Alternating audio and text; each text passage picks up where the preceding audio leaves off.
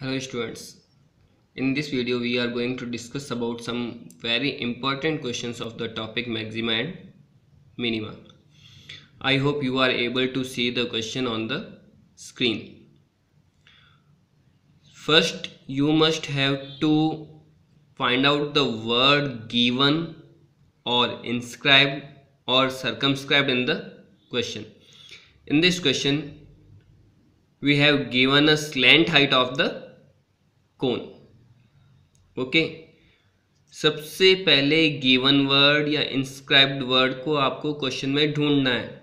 इस क्वेश्चन में अगर आप अच्छे से देखेंगे तो आपको गिवन है given slant height of the cone.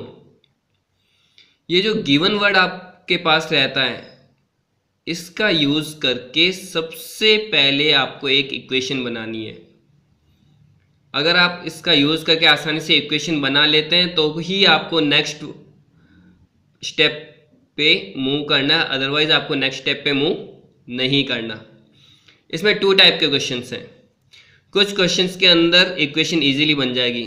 Suppose आपको गिवन है वॉल्यूम ऑफ अ कोन, तो आप आसानी से इक्वेशन बना सकते हैं v = 1/3 πr²h। लेकिन कुछ क्वेश्चंस जिसमें इंस्क्राइब्ड वर्ड होगा वहाँ पर आप डायरेक्ट इक्वेशन नहीं बना पाएंगे। वहाँ पर आपको डायग्राम का यूज़ करते हुए इक्वेशन बनानी होगी। ये जो आप यहाँ पर इक्वेशन बनाएंगे गिवन का यूज़ करके, ये आपको हेल्प करेगा टू वेरिएबल्स को सिंगल वेरिएबल में कन्वर्ट करने के लिए। ये बहुत ही इंपॉर्टेंट चीज़ है।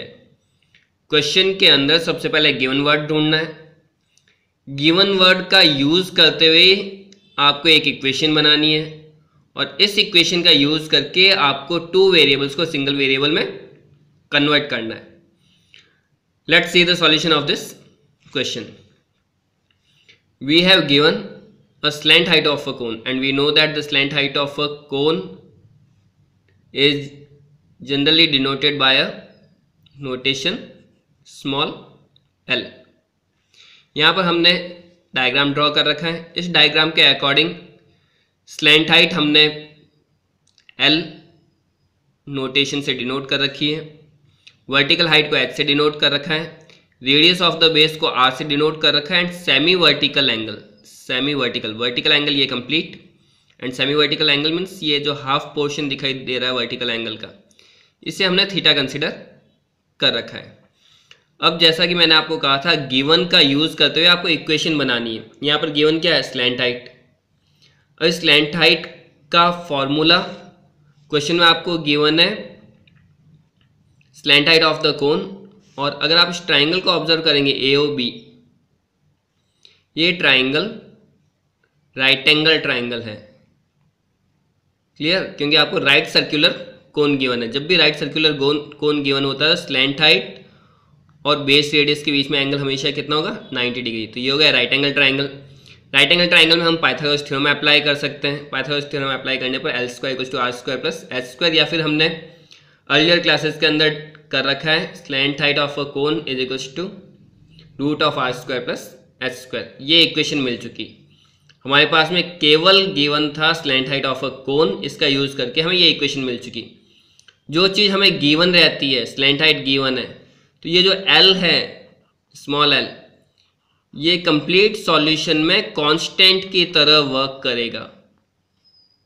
क्लियर? जो चीज़ हमें गिवन है, स्लैंट हाइट सपोज मैंने आपको 10 सेंटीमीटर दे दी।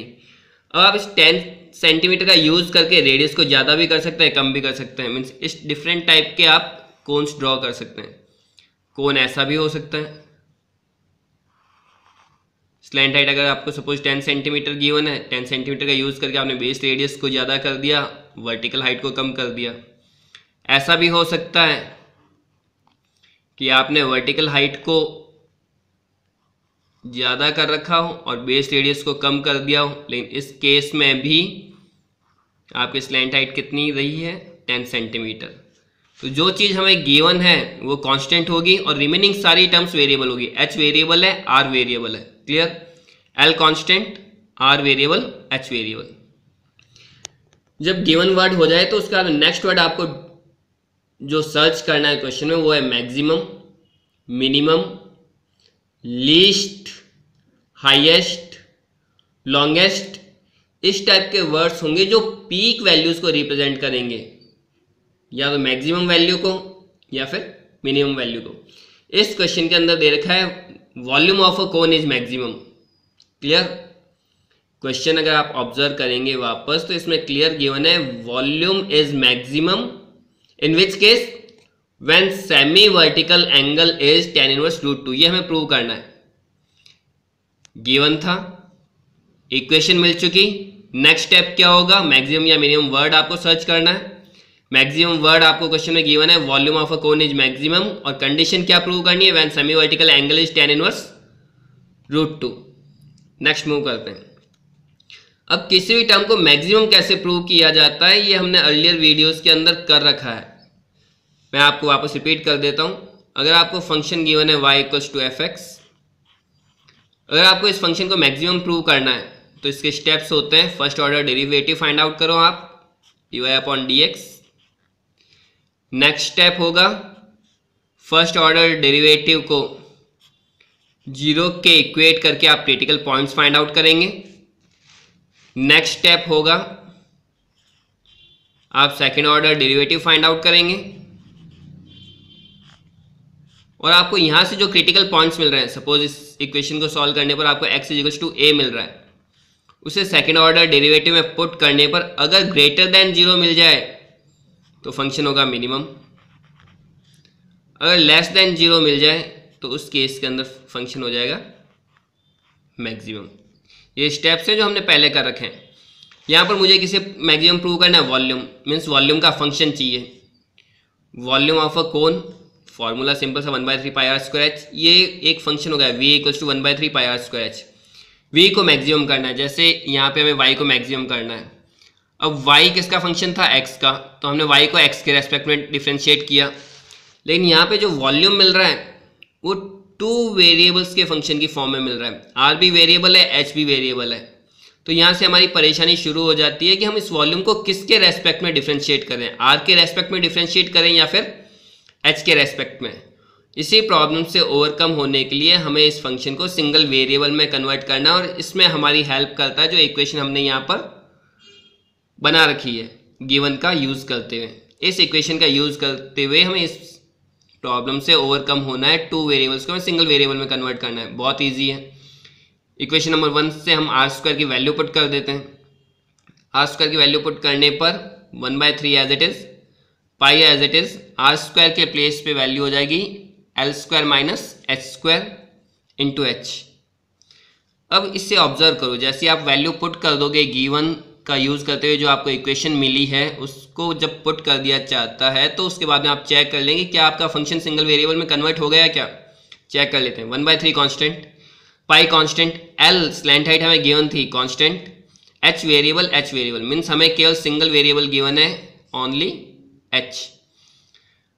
अब हमें इस फंक्शन को h के रेस्पेक्ट में डिफ्रेंशिएट करना है, तो हम जो भी वेरिएबल है उसे अंदर मल्टीप्लाई कर लेते हैं ब्रैकेट में, ताकि हमारा डिफ्रेंशिएशन ईजी हो जाएगा। v equals to 1/3 pi l² h minus h³। Now differentiate this v with respect to h, we have π/3, l² is a constant term and derivative of h with respect to h is 1। Clear? 1 मैंने यहाँ mention नहीं किया क्योंकि l² का 1 से multiply होने पर l² ही रह जाएगा। Now derivative of h³ with respect to h is 3h²। First step complete, first order derivative मिल चुका। नेक्स्ट स्टेप क्या होगा? इसे 0 के इक्वेट करना है। फॉर मैक्सिमम वॉल्यूम, मैक्सिमम या मिनिमम की कंडीशन होती है first order derivative must be equals to 0।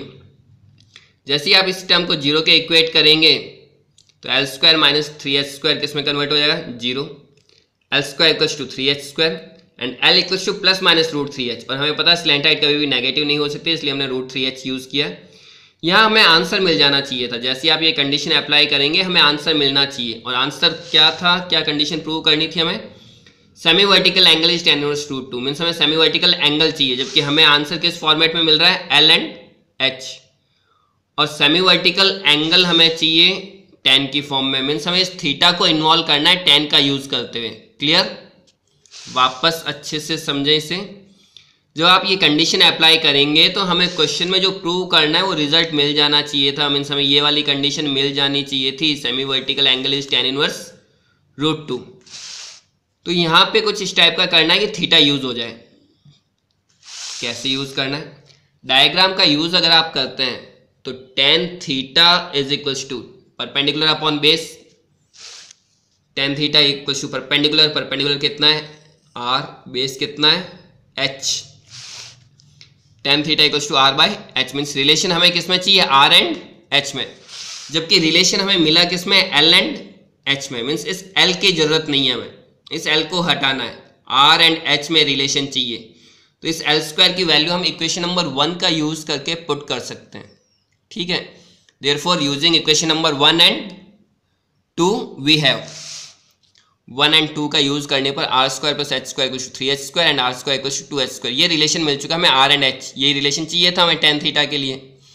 Squaring कर देते हैं ताकि r स्क्वायर की वैल्यू हम आसानी से पुट कर पाएंगे। tan square theta r square h square, r square की वैल्यू इक्वेशन नंबर 3 से 2h square upon h square and h square cancel, tan square theta is equals to 2, tan theta equals to √2। Negative sign use नहीं करना है क्योंकि semi vertical angle है वो confirm है 90 से स्मॉल होगा और फर्स्ट क्वाड्रेंट के अंदर tan थीटा हमेशा पॉजिटिव होता है। Then theta equals to tan inverse √2 और ये थीटा क्या है? Semi vertical angle which is equals to tan inverse √2। जो हमें चाहिए था वो मिल चुका, लेकिन अभी तक हमने ये प्रूव नहीं किया कि वॉल्यूम मैक्सिमम है, और वॉल्यूम को मैक्सिमम प्रूव करने के लिए हमें फाइंड आउट करना होगा इसका second order derivative. Second order derivative के लिए हम यूज करेंगे फ्रॉम इक्वेशन नंबर ए। कहाँ है हमारी equation number A?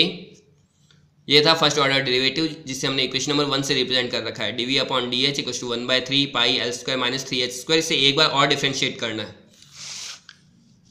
dv upon dh π/3 l square minus 3h square. Second time differentiate करना है with respect to h, π/3 constant, l square constant term है, इसका डिफरेंशिएशन 0, 3h स्क्वायर का differentiation 2h, तो overall result हो जाएगा 6h। मल्टीप्लाई करने पर -2πh, ये टर्म नेगेटिव है, ये कभी पॉजिटिव नहीं हो सकती क्योंकि h हमेशा पॉजिटिव होगा। पाई एक कांस्टेंट टर्म है, मीन्स इस नेगेटिव साइन को हम चेंज नहीं कर सकते। रिजल्ट सेकंड ऑर्डर डेरिवेटिव का चाहे कुछ भी पुट कर लिया जाए हमेशा लेस देन 0 रहेगा। And if second order derivative is less than 0 means function is maximum. Since here second order derivative of volume with respect to h is maximum when theta is equals to tan inverse √2 because of the sign of second order derivative. Thank you and have a nice day.